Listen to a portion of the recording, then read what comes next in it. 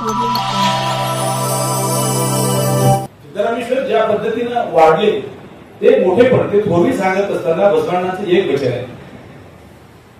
बसवांना सांगतात, देव कामाला नाही मारलं. कामदेव, लव, गॉड ऑफ लव, देवाने कामाला मारलं म्हणतात. त्या ब्रह्ममुरारीसूमध्ये एक शेवटची कडवा आहे, कामदहन करुणाकर लिंग तत्प्रणमामी सदा शिवलिंग.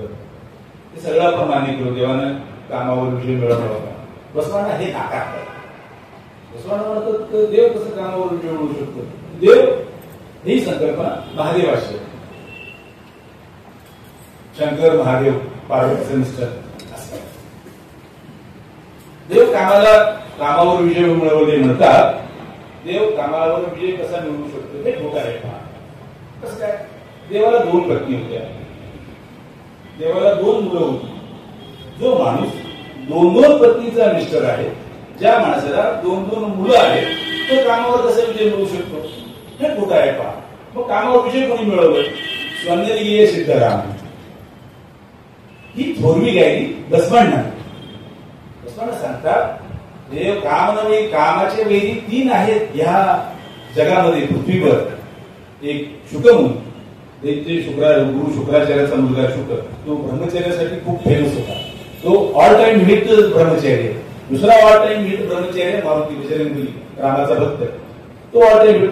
आपण कित्येक मारुतीच्या मंदिरात आमच्याकडे महिला जात नाहीत. मारुती जयंतीच्या दिवशी जातो त्यावेळी तो बाळ अवस्थेत असतो.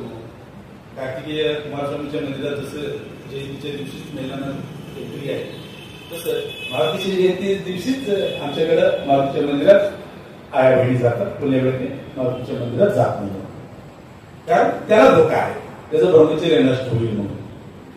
असं ह्या पृथ्वीवर 3च कामविहिरी आहेत, कामावर विजय मिळवलेले आहेत. एक शुकमुनी, हनुमंतराय, हनुमंत शब्द आहे त्यांचा बसवांचा, आणि स्वनेलिये सिद्धराम. सोलापूरचे सिद्धरामेश्वर हे कामविहिरी आहे. म्हणून सिद्धरामेश्वराच्या चरित्रामध्ये आपण जर पुढे पाहिलं तर स्त्री कशी आहे हे सांगत असताना सिद्धराम म्हणजे सगळ्यांनी सांगितलं. त्या परंपरेमध्ये आपण वाटतो, पुराणामध्ये आणि वेदामध्ये मातृदेवो भव आहे, ठीक आहे. पण मातृ आई तर देव आहेच मित्रा. तुझ्या बायकोचं काय, तुझ्या इतर महिलांचं काय, तुझ्या आयुष्यात येणाऱ्या, हे सगळेच देव आहेत. हे सांगणारे पहिले संत आहेत ते श्री सिद्धरामेश्वर. हेणू माये बरोबर हेणू मायेला अल्लप्रभू जेव्हा म्हणतात, तेच वचन उलट्या अर्थाने सिद्धरामेश्वर सांगतात. तेव्हा तुम्ही निर्माण केलेली स्त्री डोक्यावर बसली, डोक्यावरच ना गंगा. तेव्हा तुम्ही निर्माण केलेली स्त्री डोक्यावर बसली गंगा. तेव्हा तुम्ही निर्माण केलेली स्त्री मांडीवर बसली ती पार्वती. तेव्हा तुम्ही निर्माण केलेली स्त्री छातीवर बसली. तेव्हा तुम्ही निर्माण केलेली स्त्री जिभेवर बसली. सर्वस्वरूपी ज्ञानाची देवता वगैरे मीच निर्माण केली स्त्रीला, आणि तुमच्या अशा जागा त्या स्त्रीने बळकावल्या. म्हणून मी म्हणतो, हेणू हेंडाला, हेणू मायेला, हेणू साक्षात कबीर सिद्ध मल्लिकार्जुना. स्त्री काय आहे? स्त्री माया नाही आहे, स्त्री मोह नाही आहे, स्त्री नरकचा द्वार नाही आहे, स्त्री साक्षात कबीर सिद्ध मल्लिकार्जुना आहे. स्त्री देव आहे. स्त्रीमध्ये फक्त आईमध्ये नव्हे तर बायकोमध्ये, बहिणीमध्ये, मैत्रिणीमध्ये, मुलगीमध्ये आणि तुमच्या आसपास तुमच्या आयुष्यात असलेल्या प्रत्येक नात्यातील भिन्न नात्यातील महिलेमध्ये स्त्री आहे. कारण स्त्री साक्षात कबीर सिद्ध मल्लिकार्जुना आहे. ही सिद्धरामेश्वरीची धारणा आहे, सिद्धरामेश्वरीची भूमिका आहे. हे सांगत बसवांनी काय थोडी सांगितलं हे मी आता बोललो. सिद्धरामेश्वर महिलेबद्दल काय सांगतात हे सांगितलं. तर सिद्धरामेश्वर योगी झाल्यानंतरचे जितके टप्पे साकार निष्ठेचे आहेत ते चरित्राच्या पातळीवर सांगितलं. चरित्र पूर्ण नाहीये सिद्धरामेश्वरांचं. मी 2 पार्ट केलेले आहेत पाठीगटा. एक चरित्र वेगळा विषय. सगळ्या शहरांच्या चरित्रावर उत्तम भूत म्हणजे ते जे शून्य आहेत, ठिपके आहेत, त्याची जोडणी करणे गरजेचं आहे. चरित्र परिपूर्ण नाही आहे. आपण पुराण आख्यायिकाचा आधार घेऊन ते चरित्र सांगण्याचा प्रयत्न करतो. सिद्धरामेश्वराच्या चरित्रामध्ये सिद्धरामेश्वर श्रीशैलवरून सोलापूरला आले. सोलापूरला युगरमणीय क्षेत्र केलं त्यांनी. सिद्धरामेश्वर मग कल्याणला गेले. अन्नप्रभू आल्यानंतर कल्याणमध्ये ते शरणामध्ये एकरूप झाले. कल्याण क्रांतीनंतर ते सोलापूरला आले आणि सोलापूरमध्ये त्यांनी कल्याणचा वारसा त्या स्वनदीला प्रति कल्याण केलं असं ढोबळ सांगतो. कोणत्याही चरित्र राघवांच्या चरित्रामध्ये राघवान जो पहिला आणि पूर्ण सिद्धरामेश्वराचं चरित्र सांगणारा लेखक आहे. साधारणतः सिद्धरामेश्वरांच्या नंतर 100 ते 125 वर्षानंतर तो लिहितो. तो चरित्र सांगत नाही. सिद्धरामेश्वर हे कल्याणला गेले नव्हते सांगत नाही. सिद्धरामेश्वर जर कल्याणलाच गेले नव्हते राघवान सांगत नसेल तर सिद्धरामेश्वरांनी चन्नबसवण्णाकडून दीक्षा घेतली काय नाही घेतली याची उत्तर आपल्याला मिळणं कठीण आहे प्रचलित करताना. परंतु सिद्धरामेश्वरांच्या वचनांचा आणि एकूण शरणांच्या वचनांचा जर आपण धांडोळा घेतला आपण अभ्यास केला तर आपल्याला लक्षात येईल सुयोगी सिद्धरामेश्वरांनी जी काही आपली दीक्षा घेतली ती त्या चन्नबसवण्णाकडून घेतली असावी यासाठी ते सांगायचं. एक चरित्र झालं आणि दुसरा पाठ जो मी सांगितलं ते चरित्र ढोबळपणा. चरित्र पूर्ण करण्यासाठी मी अतिशय सांगायला मला अभिमान वाटतो. मी आज संचारमध्ये काम करतो. संचारचे जे काही संपादक आहेत धर्मराज गाडगे साहेब आम्ही आता सिद्धरामेश्वरांचे चरित्र लिहिण्याची मोहीम सुरू केली. म्हणजे संपादक सरांनी एक समिती केली आहे. त्याच्यावर आपण कथाच ऐकतो की सिद्धरामेश्वर दक्षिण भारतामध्ये 450 स्मारक आहेत सिद्धरामेश्वरांची. त्या सगळे जे काही जिथं जिथं डॉट्स आहेत ते रेषा जोडावं असं ठरवलं आहे आणि त्यांचे परिपूर्ण होईल असं चरित्र की कोणतंही बायस न ठेवता कोण मोठा कोण लहान असं न ठेवता त्रयस्थपणे जसे विद्यापीठाचा संशोधक किंवा अकॅडमिशियन जसं काम करतो तसं त्रयस्थपणे सिद्धरामेश्वरांचं चरित्र व्हावं यासाठी सोलापूरचं सिद्धेश्वर पंच कमिटी प्रयत्नशील आहे हे सांगायला मला जास्त आनंद होतो आणि अभिमान वाटतो. सिद्धरामेश्वरांचे चरित्र अपूर्ण यासाठी सांगितलं. आता फक्त की धुळी महाकाळ आपल्याला चरित्रामध्ये प्रचलित कथामध्ये मिळतं पण शिवयोगी झाल्याच्या गोष्टी मिळत नाहीये. म्हणून मी 2-3 चरित्र वेगळं आणि सिद्धरामेश्वरांची भूमिका वेगळी ते भूमिका सांगण्यासाठी वचनांचा आधार घेणार. धुळी महाकाळ जेव्हा शिवयोगी झाले ट्रान्सफॉर्मेशन कसं झालं जे मल्लय्या ईश्वराला थेट बोलत होते आणि ते जेव्हा कैलास नावाचा हाळू बेट आहे कैलास नावाची अशा गोष्टी तिथे सगळे काम सुरू करतात काही लोक गप्पा चाटत बसतात असं जेव्हा सिद्धरामेश्वर सांगतात त्यावेळी त्यांच्या मनात त्यांच्यामध्ये झालेला बदल पुन्हा झिरोवर सेट झाल्याचा आहे. ते सांगतात ते सगळं झूट आहे हे कर्मकांड झूट आहे हे मंदिर झूट आहे देव कुठे आहे मग तुझ्या मनातच आहे देव तुझ्या विचारात आहे तुझ्या कृतीत आहे तुझ्या कृतीशिवाय तुझ्या बोलण्याला अर्थ नाही. तू याला व्याख्यान केला बडबड केला काही अर्थ नाही त्याला तुला जर कृती असेल तरच त्याला अर्थ आहे. सिद्धरामेश्वरांनी शरणांची व्याख्या केली. शरण कसा असावा शरण कसा असतो ते सांगत असताना सिद्धरामेश्वर म्हणतात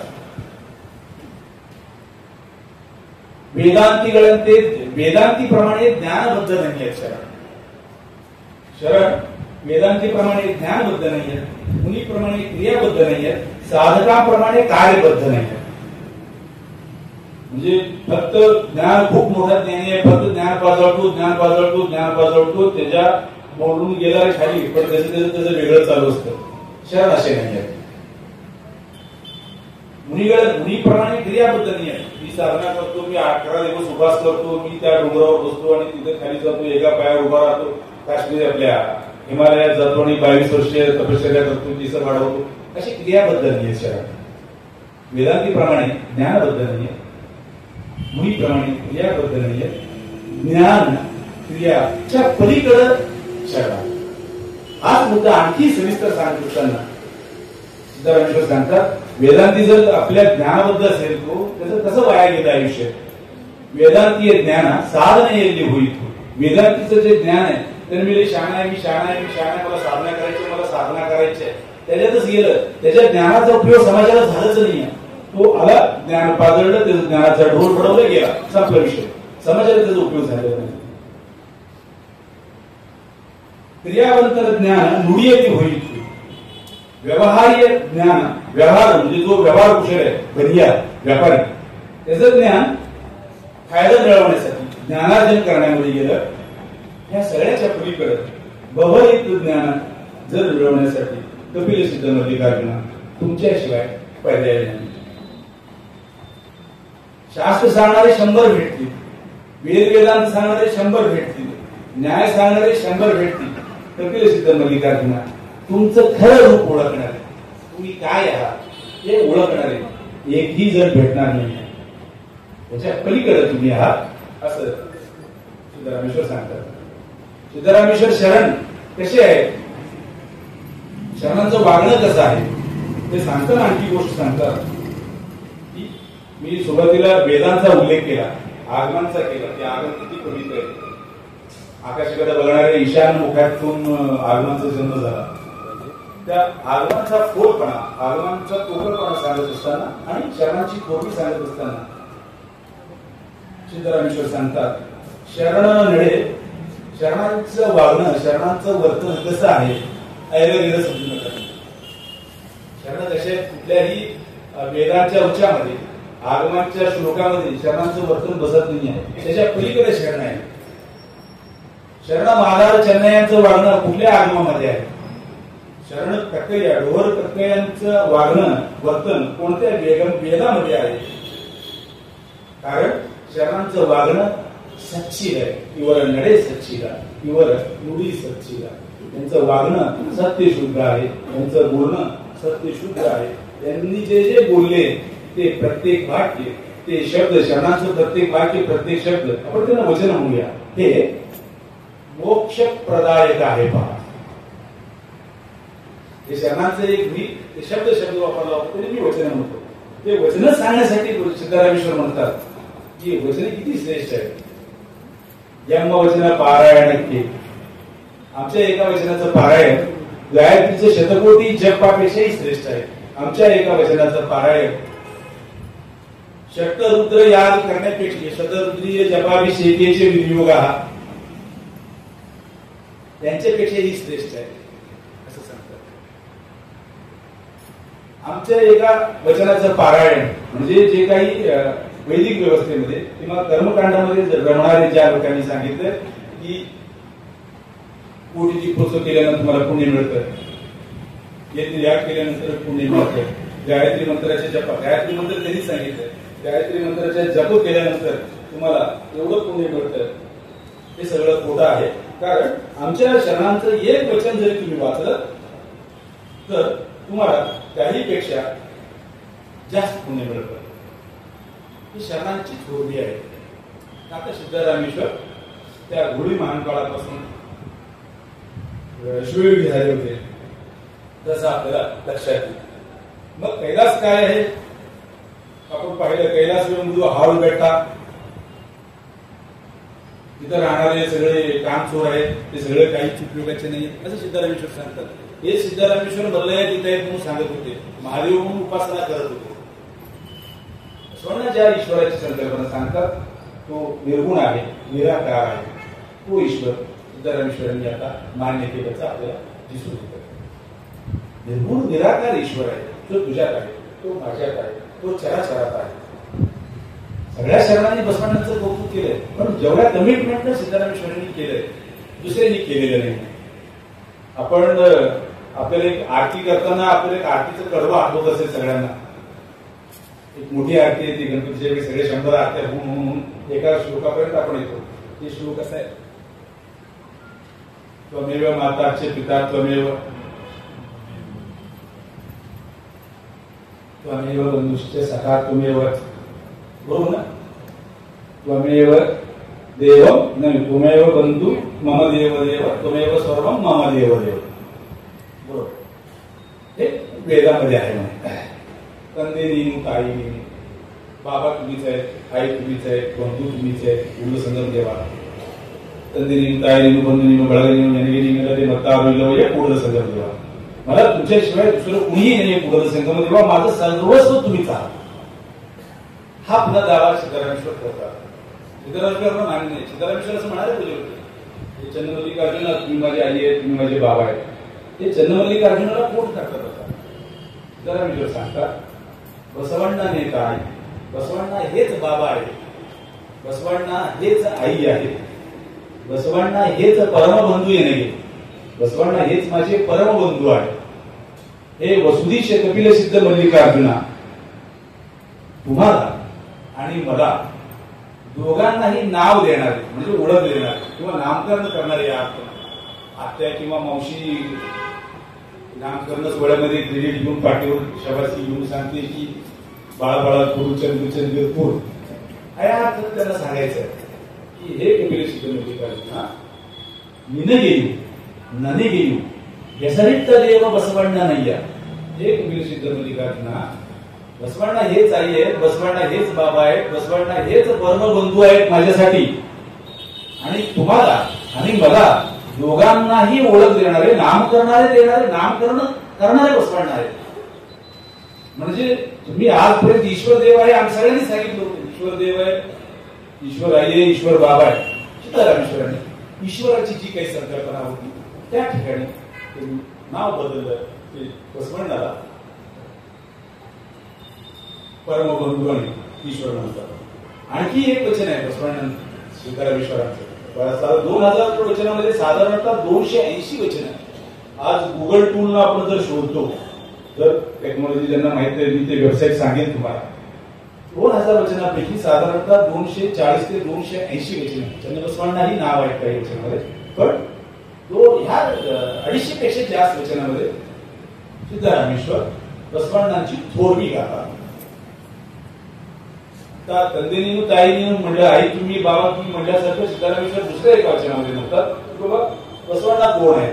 बसवण्णाची निंदा झाल्यास त्यावेळी झाली असेल ते नाकारत असताना सिद्धरामेश्वर सांगतात हे देवा हे कपिल मल्लिकार्जुना बसवण्णांचं कौतुक न करणाऱ्या समोर बसवण्णांची थोरवी न गाणाऱ्याला माझ्या समोर म्हणतो.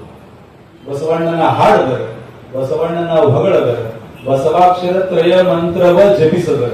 बसवाक्षर म्हणजे बसव याचं कौतुक न सांगणारे यांना थोडक्यात आपण असं म्हणूया जे बसवण्णांना आदर करत नाही, जे बसवण्णांना शरण जात नाही, जे बसवण्णांचे विचार फॉलो करत नाही, जे बसवण्णांची पूर्वी ज्यांना मान्य नाही हे कपिल सिद्ध मल्लिकार्जुना अशा दसगेडी म्हणजे अशा उपद्रवी माणसाला माझ्या डोळ्यासमोर सुद्धा होऊन थोबाड सुद्धा मला दाखवलं की दसगेडी मनुष्याला मुख तोड दिलय्या अशा दसगेडी माणसाचं मुख मला जेव्हा तू दाखवू नको सांगतो. बसवण्णा सिद्धरामेश्वरांची अन्योन्य भक्ती सांगत असताना आपण त्या दोघांमध्ये काय अनुभवत आहे याचा विचार केला तर कल्याणमध्ये जेव्हा सिद्धरामेश्वर अनुभव मंडपात गेले, अनुभव मंडपातले शरणांनी सुद्धा तेवढ्याच त्या सिद्धरामेश्वराला म्हणजे एक मोठा नेता किंवा एक सुपर हिरो जर आपण म्हणतो आणि सुपर गावात आलेला आहे म्हणजे की लोक तसं बघायला गर्दी करतात, तसं बघण्यासाठी सिद्धरामेश्वरांना पाहण्यासाठी गर्दी झाली असावी. तो गर्दी कशा महान विभूती आपल्या सोबत आहे त्याचा आनंद जास्त झाला होता. सगळ्या शरणांनी सिद्धरामेश्वरांचं कौतुक केलं. आत्मादेवीचं एक वचन आहे बसवण्णा हे गुरु आहेत, प्रभुदेव लिंग आहे, सिद्धरामय्य हे जंगम आहे. जंगम म्हणजे स्वामी अप्पोडू ऐनुरू या अर्थाने नव्हे, ज्ञानी या अर्थाने, साधक या अर्थाने. बसवण्णा हे गुरु आहे, प्रभुलिंग हे या गुरुलिंग जंगम ह्या शरणांची मूल्ये गुरुलिंग जंगम काय प्रसाद या सगळ्या मडिवाळ जंगम चन्न बसवण्णा परमाराध्या यांना सगळ्यांना भेटून यांच्या सगळ्यांच्या सहयोगाने यांच्या सगळ्यांच्या सहवासाने मी सुखी झाले पहा असं आत्महरी सांगतात. मी सुरुवातीला मी त्या वचनाचा उल्लेख केला की सिद्धरामेश्वरांची मी लाडकी कन्या आहे असं सांगतात आत्महरी. ते वचन असं आहे बसवण्णांच्या घरची मुलगी झाल्या कारणानं मला त्यांनी प्रसाद देऊन माझा सांभाळ केला. चन्नबसवांची लाडकी कन्या असल्या कारणानं त्यांनी मला पुन्हा प्रसाद देऊन माझा सांभाळ केला. सिद्धरामय्यांचे शिशुमगळ आल्या कारणानं एकदम शेंडेफळ शिशुमगळ ते मला प्राण प्रसाद देऊन माझा त्यांनी सांभाळ केला. म्हणजे सिद्धरामेश्वर आपण अक्कमारीतल्या जगन्माते किंवा खूप मोठी साधक निर्वाण करणारी किती बंडखोरी असेल अक्कमादेवीच्या आयुष्यामध्ये असे बंडखोर अक्कमादेवी सिद्धरामेश्वरांना सांगतात सिद्धरामेश्वर हे माझे त्यांचं मी शेंडेफळ कन्या आहे. त्या सिद्धरामेश्वरांची ही साधना आहे, ते त्यांचं थोरवी आहे, त्यांचं मोठेपण आहे. आपण गेल्याच महिन्यात आपण पाहिलं प्रयागराजमध्ये प्रचंड चेंगराचेंगरी झाली. त्याहीपेक्षा या देशाची निम्मी लोकसंख्या तिथं डुबकी मारून आपण कौतुक केलं सगळ्यांची. म्हणजे जंगली रंग पे आ जाओ महाराज पेशे चार शहरात चालले आओ प्रयागराज. प्रयागराज आणि गंगा याचा हिशोब सांगतात. प्रयागराजमध्ये म्हणजे किंवा पाण्यामध्ये गंगेमध्ये, गंगा तरी नाव उल्लेख केलं, गंगेमध्ये डुबकी मारल्यानंतर जर तुम्हाला स्वर्ग मिळणार असेल, गंगेमध्ये गगनवाड्यांचं काय, त्या गंगेतल्या माशांचं काय, मगरीचं काय, ते इंद्राला विचारतात. इंद्र तुझं कसं व्हायचं, स्वर्गात तर तू आहेस आणि हे सगळे जर गंगेची दगड धोंडी मासे मगरी सगळे जर स्वर्गात तर तू करायची. या सगळ्या गोष्टी सिद्धरामेश्वरांनी नाकारल्या. सिद्धरामेश्वरांनी बसवांनांचं एक आणखी पाऊल पुढे ठेवलं. म्हणजे बसवांनांनी सिलेबस डिझाईन केलं, अभ्यासक्रम तयार केला आणि एका त्या विद्यापीठाच्या स्कॉलर प्रमाणात, संशोधक विद्यार्थ्याप्रमाणात सिद्धरामेश्वरांनी त्या अभ्यासक्रमाची अंमलबजावणी केली. त्या अभ्यासक्रमाची अंमलबजावणी कशा कशा पातळीवर केली. आपण स्त्री समानता पाहिली, आपण जातीभेद निर्मूलनाच्या पातळीवर पाहिलं. तर आम्हाला लोकांत मिसळायचे आणि कर्मकांडात जे काही चालू होत्या आजही चालू आहेत. आज आपण महिला योगायोगाने जास्त आहेत. तर माझी पुतणी, मी सारखा उल्लेख करतो ह्या गोष्टीचा आणि ते मला आवर्जून ते सांगावं वाटतं. मी माझ्या पुतणीसाठी आणि मिसेससाठी फॅमिली पॅक आणायचो, मी पॅकची. आपण ते स्वीकारले, आपण विज्ञानी वगैरे झालो, आपण टेक्नॉलॉजी स्वीकारलं, तंत्रज्ञान स्वीकारलं, स्त्री पुरुष समानता स्वीकारली. आपण सुपर मार्केटमधून खूप येतो आणि नेमकं गणपतीचं अथर्वशीर्ष वाचताना मात्र आठवतो तुम्हाला आपण स्त्री आहोत आणि आपल्याला पिरियड्स चालू आहे. हे येतं त्या स्वामीला कसं कळतं हे तुम्हाला पिरियड्स आहे. एकदम निव्वळ म्हणजे निव्वळ खाजगी बाब आहे ही गिल्ट आहे तुमच्या मनात. ही गिल्ट आपण अजून दूर करू शकतो. आपल्याकडे वेगळ्याच जर बहुसंख्यक असतील तर आपण गुगळ काढतो. गुगळ काढायला जेव्हा विधी होते, लग्नामध्ये गुगळ काढतो, शुभकार्यामध्ये गुगळ काढतो, त्यावेळी मात्र करवली, नवरीकडची करवली असेल, नवऱ्याकडची करवली असेल, खुद नवरी असेल किंवा नवरीची आई असेल, कुणी ना कुणी त्या गोतावळ्यातल्या एखाद्या महिलेला जर पिरियड्स आले तर त्या स्वामीला कसं करतो, तू एक दिवस डिले करतो, पुढं ढकलतो. सिद्धरामेश्वरांनी हे सगळं नाकारलं. स्त्री समानता या सगळ्या गोष्टी आपण कशा सांगायला पाहिजे. हे बरोबर म्हणजे फक्त की हिंसा करू नको, चोरी करू नको एवढं नाही, लोकांचं मन दुखवू नको असं सिद्धरामेश्वरांनी सांगितलं. तुला जर मोठेपणा सांगणाऱ्या तू ऐका, ब्राह्मण मुरवैया आणि चांडाळ हरळय्या, दुर्वास मच्छिका म्हणजे आपण ऑल टाइम हिट असलेल्या ऋषींची नावं घेतली. हे जर त्या कुळातली असतील तर कक्कई आणि हरळय्या त्याच कुळात आहेत. आपण त्यांनी शरण कसं काय म्हणतो. सगळे समतीची भूमिका सिद्धरामेश्वरांनी सांगितली होती.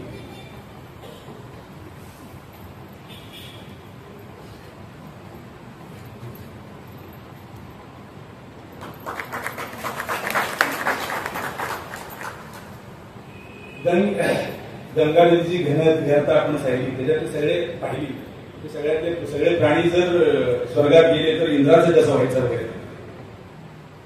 तेच धागा आणखी पुढे सांगताना सिद्धरामेश्वर म्हणतात, एखाद्याचं मन दुखवून, एखाद्याला त्रास देऊन, एखाद्याची हिंसा करून, एखाद्याला फसवून, फसवण्याची सप्तसूत्रीत पळवेड अशा गोष्टी करून बरोबर मनावर घातव मारी तुम्ही गंगेत डुबकी मारल्यानंतर काय होणार आहे. काही होणार नाही. शरणांचा धर्म, सिद्धरामेश्वरांचा धर्म हा प्रायश्चित्ताचा नव्हे तर पश्चातापाचा. प्रायश्चित्त तुम्हाला अँटिट्यूड देतो, उपाय देतो.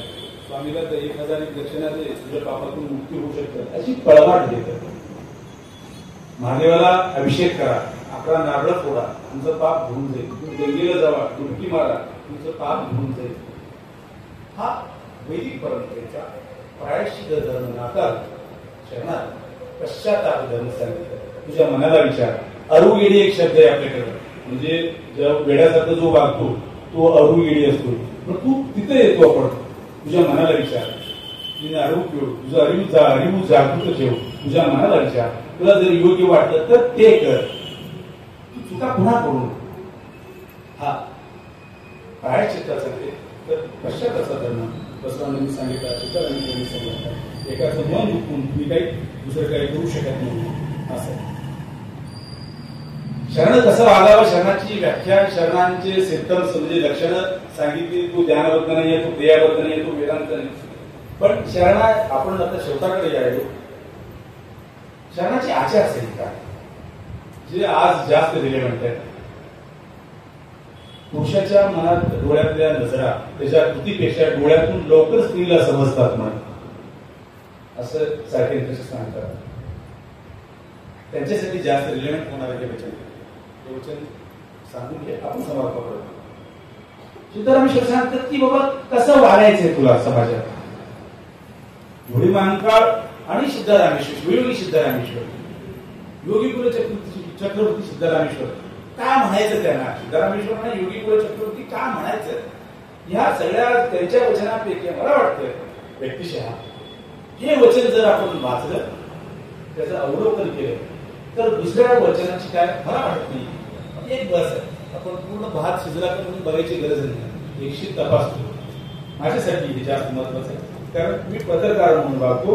पत्रकाराला चांगल्या गोष्टीपेक्षा वाईट गोष्टी लवकर दिसतात म्हणतात, तर तू काय मुद्दा बघत नाही. तर हा काहीतरी जे चालेल त्याच्यापेक्षा जेवढ्या पुढच्या रिकाम्या आहेत ते त्याला जास्त करायचं, तसा प्रॉब्लेम आहे. तसं सगळे भात चेक केले त्याच्यापेक्षा एका शीटावरून जर आपल्याला जज करायचं, जर आपण सिद्धरामेश्वरांची थोडी सांगायची ठरली तर सगळ्याचे वचन तेवढेच तुला बोलायचे आहे. हरणाळ कल्याणच्या बद्दल सिद्धरामेश्वर सांगतात, वेद वाचून ब्राह्मण पंडित आहेत, खूप मोठा दंभ आहे त्यांना. एवढं काय शाणे आहेत तुम्ही? तर ब्राह्मण पंडित म्हणाले की आम्ही वेद वाचतो, आम्ही जन्माने श्रेष्ठ आहोत. सिद्धरामेश्वराचं वचन आहे. काय कौतुक सांगतो तुझं? हरणाळ कल्याणाच्या घरचं कुत्र सुद्धा वेद वाचतं. हरणाळ कल्याणाच्या घरचं कुत्र सुद्धा वेद वाचते. ज्यांना माहित नसेल तर हविनाळ कल्याणची कथा अशी आहे की हविनाळ कल्याणची मुलगी ती छोटुकी आहे, कोगंडावस्थेची 10 ते 12 वर्षाची मुलगी. ती गावच्या विहिरीवर पाणी भरायला गेली होती. तिथे काही पंडित भेटले. ते म्हणाले की एक उडीद पलीकडे असावी का, तुझी सावली आमच्यावर पडते, आम्ही बिटाळ होऊ, आमचं सोहळं नष्ट होईल. ती मुलगी म्हणते ती कल्याणची मुलगी आहे, आपण आता समजून घ्यायला पाहिजे कल्याणची मुलगी कसं असणार. ती म्हणते तुझी माझी सावली जर तुझ्यावर पडत असेल तर तू बाटतो, तुझी सावली माझ्यावर पडल्या तर मी बाटत नाही का? माझं सोहळं जायला पाहिजे ना. त्यांच्यामध्ये वाद होता.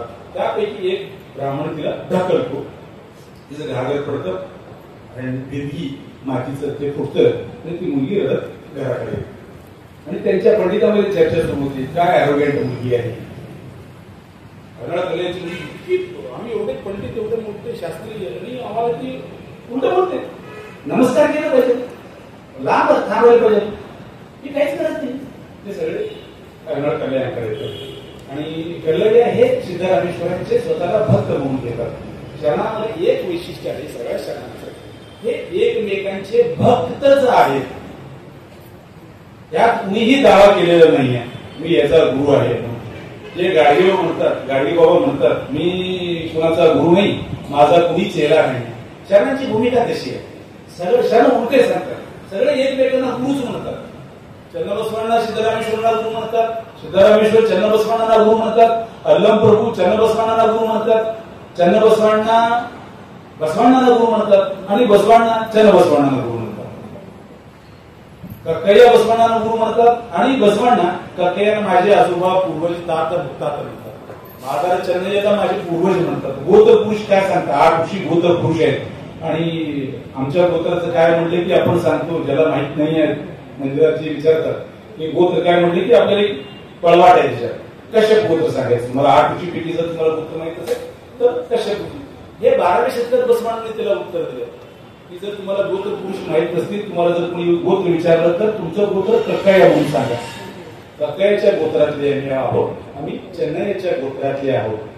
असं ज्या माणसावर प्रभाव आहे, जो माणूस स्वतःला सिद्धरामेश्वरांचा भक्त म्हणून घेतो, ते हरिनाळ कल्याण त्या पंडितांना सांगतात. हा काय तुमचं भारी आहे तुम्ही ते म्हणाले आम्ही वेद वाचतो आम्हाला वेदांचा अभ्यास आहे.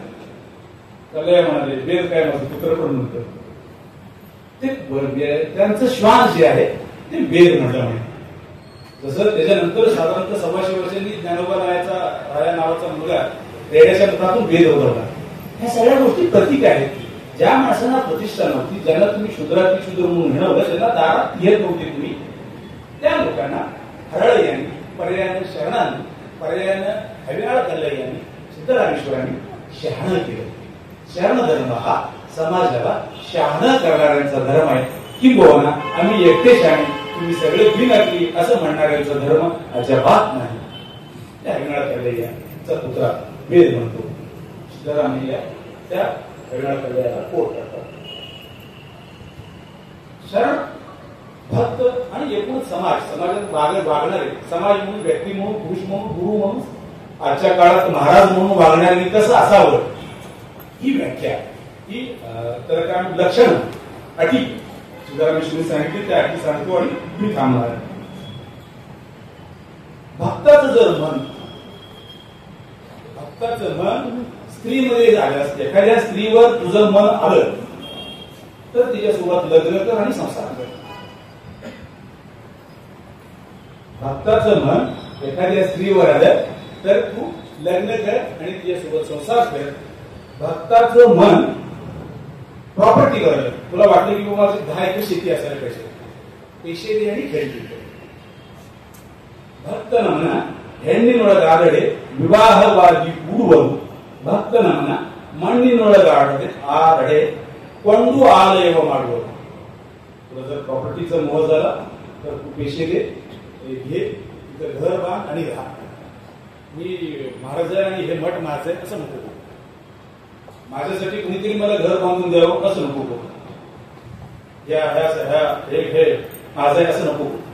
तुला ज्याच्यावर तुझी मन जातं तुझ्याशी लग्न कर आणि संसार कर. ती जर सोडली तर बाकीच्या सगळ्या स्त्रिया तुझ्यासाठी कबीर सिद्ध मल्लिकार्जुन आहे. ही सुद्धा कबीर सिद्ध मल्लिकार्जुन आहेच, पण इतर स्त्रियांकडे तू स्त्री म्हणून पाहणार नाहीस. भक्तन मण्ಣಿನೊಳಗಾದರೆ ಕೊಂಡು आलय ಮಾಡುದು म्हणजे पैसे देऊन घर बांधायचं तुम्हाला. भक्तन ಮಣ್ಣಿನೊಳಗಾದರೆ ಮಣ್ಣಿನೊಳಗಾದರೆ बळ ದೊರಕಿಸುವುದು ನೋಡ. म्हणजे भक्ताचं मन, मला जर वाटलं मला कड्या, आता पुष्करात गळ्यात रॉकेट जर मला पाहिजे असेल तर मला ते घर विकावं आणि मीच दाखिले केले. मी तुमच्या घरात तुमच्या मुलीच्या लग्नाला येतो आणि मला एक थोडं सोनं द्या असं नाही म्हणायला पाहिजे. सिद्धरामेश्वरनी 12व्या शब्दात सांगितलं, मी अजिबात सांगत नाही. भक्तन म्हणा मण्ಣಿನೊಳಗಾದರೆ बळ ದೊರಕಿಸುವುದು ನೋಡ. म्हणजे यू हॅव टू पे. मी श्रम करायचं. पुन्हा बसवादी शरणांनी जे काही सांगितलं, शरणांची भूमिका जी काय आहे, तुम्ही काय निष्ठ असले पाहिजे. तुम्हाला ऐकतं घ्यायचं नाही आहे, तुम्हाला कुणीतरी मठ बांधून द्यायचं आहे आणि तुम्ही तिथं महाराज म्हणून राहायचंय किंवा भक्त म्हणून राहायचं, तुमचा अवलंबन करायचं नाहीये. कन्यादान करून कुणीतरी तुझं पुनर्वसन करायला अजिबात नाही. भर मुलगी, तुला जर जी पसंत पडेल तिच्याशी लग्न कर, तिच्यासोबत राहा, संसार कर. शरणांचा धर्म हा दाम्पत्य धर्म आहे. भक्त म्हणा मण्ಣಿನೊಳಗಾದರೆ बळ ದೊರಕಿಸುವುದು ನೋಡ. हे कपिल सिद्ध मल्लिकार्जुन तुमच्या साक्षीने मला वाटतं आपण हा नियम जर केला तर ज्या काही गोष्टी आपण वाचतो, ज्या काही गोष्टी आपल्या भोवताली घडत आहेत, त्या सगळ्यावर त्यापेक्षा वेगळं उपाय असावं असं मला वाटत नाही. मी आधीच सांगितलं होतं की मी शेवटाकडे आलो आणि शेवट करच म्हणून येस निरोपाला त्याबद्दल आणि पुन्हा एकदा मला वारंवार मला असं वाटतं की मी जेव्हा कोल्हापूरमध्ये आलो, काहीतरी ज्या ज्या गावात मी जातो, तुम्ही सर तुम्हाला सांगायला मला जास्त आनंद होईल कारण तुम्हाला विषय माहित नाही. मी लोकमतमध्ये आलो होतो कोल्हापूरला आल्यानंतर मी ज्या ज्या गावात नोकरीसाठी गेलो, मी भद्रेश्वर मठ म्हणून फिरतो. माझं नाव आता तुम्हाला माझी जात किंवा धर्म ओळखायची गरज नाही. मी घसा उघडून सांगतो मी मला आहे, तरी लोक म्हणतात तू स्वामी आहेस, तू जंगम आहेस, तू अपूर्व आहेस, तू महाराज आहेस. म्हणून मला वारंवार ते क्लॅरिफिकेशन द्यावं लागतं. म्हणजे माझ्या बॅटरी म्हणजे भारी दिसतंय म्हणून हे भगवत कपडे घालतोय, त्याच्या मागे दुसरं काही हेतू नाही. तर ज्या ज्या गावात मी जातो त्या गावातल्या मठ संस्कार हा माझ्या संवेदनेच्या आणि आस्थेचा विषय. कारण मी वयाच्या साधारणतः 8व्या वर्षापासून 10वी पर्यंत 7वी ते 10वी मी मठात राहून शिकलो. ज्या गावात गेले की त्या मठाला जायचं, कोण आहे का महाराज, नाही का, काय कार्यक्रम करतात का, श्रावणात काय कार्यक्रम होतात का, सोमवार काय होतात का, अमावस्या पौर्णिमेला आवर्जून करतो आपण, काय होतात का, असं करत त्या त्या गावात करत होतो. मी जेव्हा कोल्हापूरमध्ये आलो, कोल्हापूरमध्ये ही मी विचारत होते, आम्ही बावड्यात राहत होतो. आमचं लोकमत ऑफिस शिरोडी MIDCला आहे, आजही आहे, तिथंच आहे. आम्ही येत असताना तर लोकांनी सांगितलं, पत्रकारांनी, त्या दसराच्या चौकात एक मठ आहे बोलून. मी आणि माझं 1.5 वर्षाचा बाळ आणि माझी मिसेस आम्ही आलो. त्यावेळी पहिला माणूस भेटतो मला राजशेखर साहेब सांगितली, अरे स्वामी आहेत तुम्ही, स्वामी खूप आपल्यासाठी आहे.